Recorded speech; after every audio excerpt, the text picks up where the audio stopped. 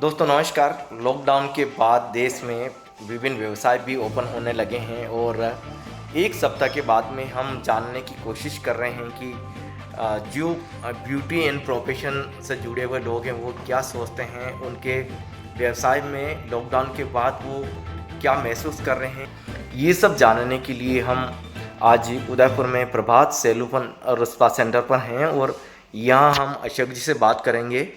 अशोक जी नमस्कार। नमस्कार। लॉकडाउन के बाद में क्या परिस्थिति बनती है और आप क्या सोच रहे हैं ऑल ओवर इस प्रोफेशन को लेकर के। रमेश जी, सबसे पहले मैं थैंक्स बोलना चाहता हूँ आपके चैनल को।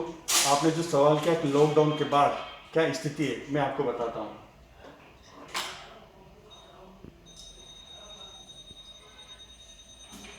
ये लॉक का इंडिकेशन क्या है सर? देखिए, लॉकडाउन खुल चुका है, परंतु हमारी सीजर पे भी लॉक लगा हुआ है। मैं ये कहना चाहता हूँ कि मैंने पूरे इंडिया में बात की है, बहुत सारे सैलून्स में। हमेशा कई सारे मेरे पास फ़ोन आते हैं हेयर ड्रेसर्स के, ब्यूटिशियंस के। और जब से उदयपुर शहर में लॉकडाउन खुला है, जब लॉकडाउन था तब हमें ऐसा लगता था कि लॉकडाउन खुल जाए तो हमें बहुत सारा बिजनेस मिलेगा। परंतु जैसे ही लॉकडाउन खुला, उसके बाद 2 दिन हमारे पास कुछ काम रहा, और 2 दिन के बाद हम हमारे सैलून में ये देखिए कि सीजर के ऊपर लॉक लग गया है। क्या रीज़न मान रहे हैं सर? देखिए, रीज़न स्पष्ट है कि हमारा देश पहले से ही आर्थिक मंदी में था। हमारी आर्थिक स्थिति खराब थी। उसके बाद लॉकडाउन लगा, 2 से ढाई महीना लॉकडाउन रहा, और इस लॉकडाउन में आर्थिक कंडीशन और भी खराब हो गई।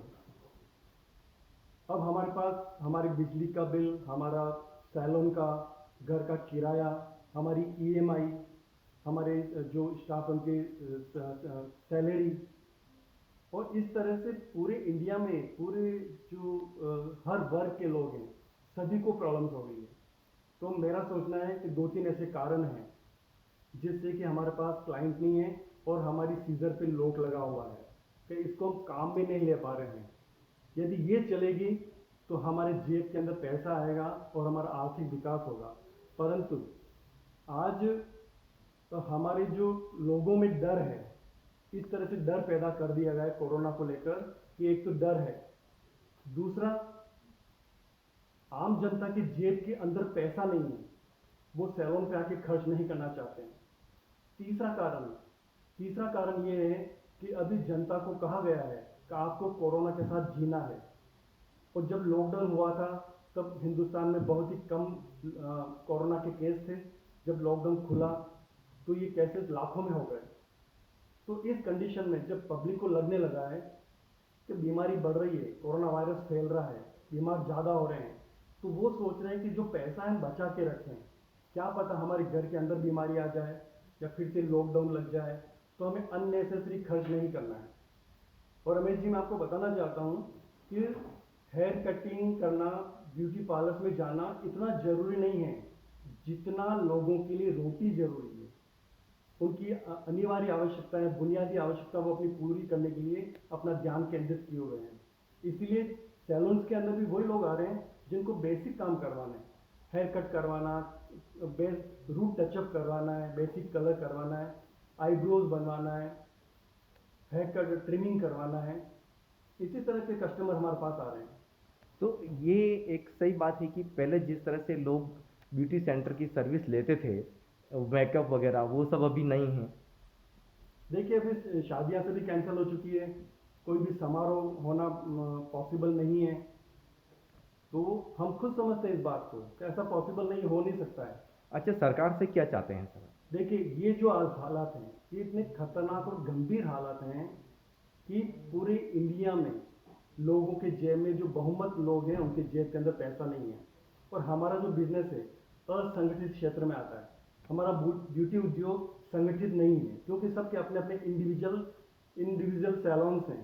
सब अपने अपने हिसाब से अपना निर्णय करते हैं और निर्णय करके अपना व्यवसाय को चलाते हैं।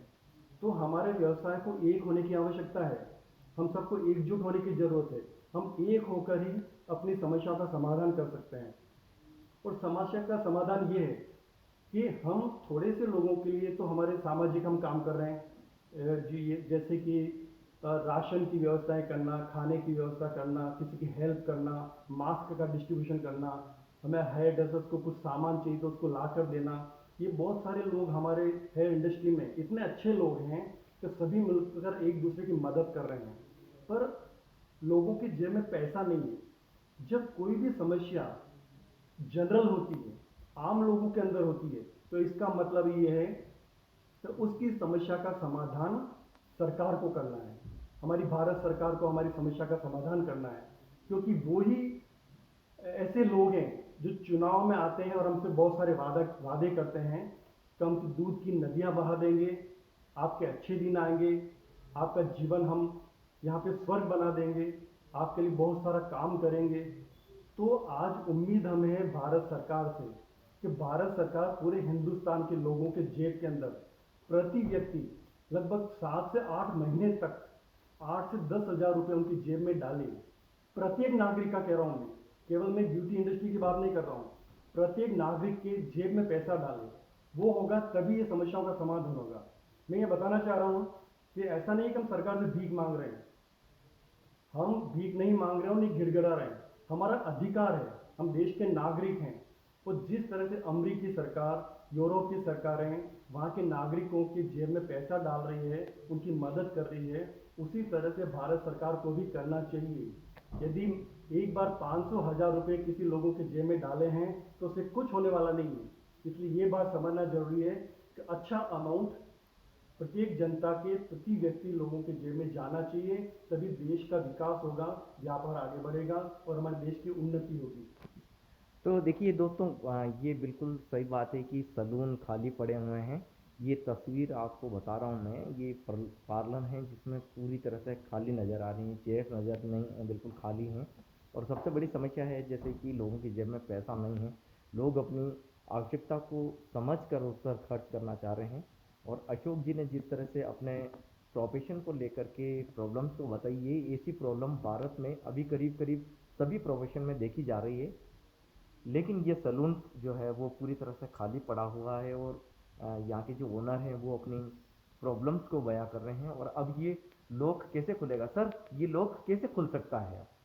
ये लोग हमारे देश के प्रधानमंत्री मोदी जी खोल सकते हैं, हमारे देश की सरकार खोल सकती है। हमें उन्हीं से आशा है और उन्हीं से निवेदन है कि मोदी जी देश के जो प्रधानमंत्री हैं, देश की सरकार है, देश की जनता की मदद करो, ये मौका है। आपसे बहुत सारी उम्मीदें हैं हमें।